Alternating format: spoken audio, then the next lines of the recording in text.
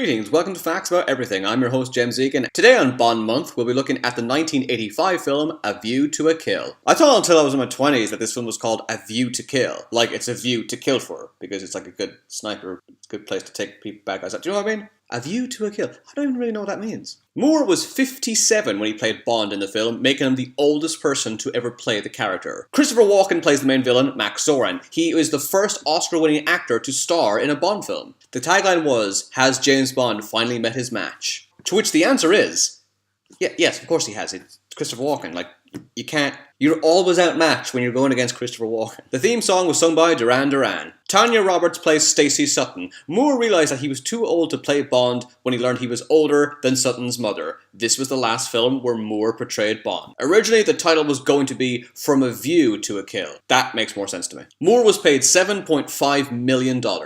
This is the last film where Lois Maxwell plays Moneypenny. She hoped that she would be promoted to M for the next film.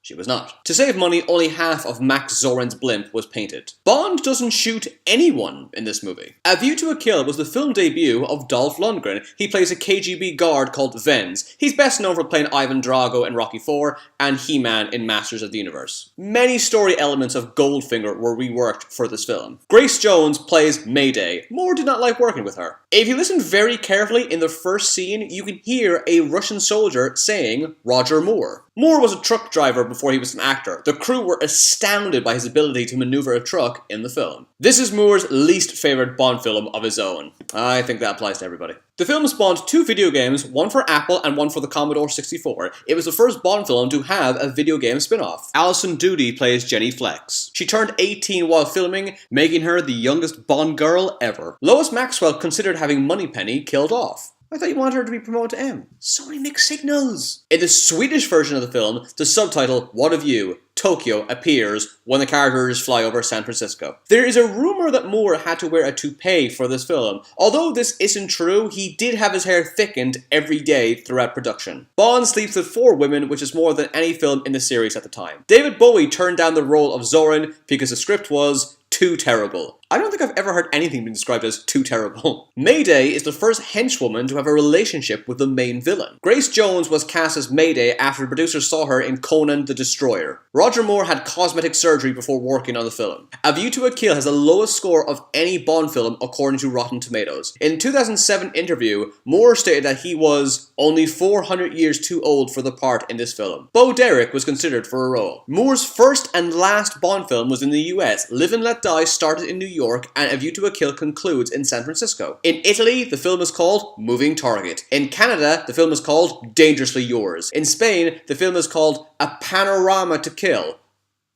What? In Latin America, the film is called 007, In the Aim of the Assassins. There are some other Latin American countries where it's called The Preview to a Death. In Germany, the film is called The Face of Death. Yep, that's a good way to describe Christopher Walken.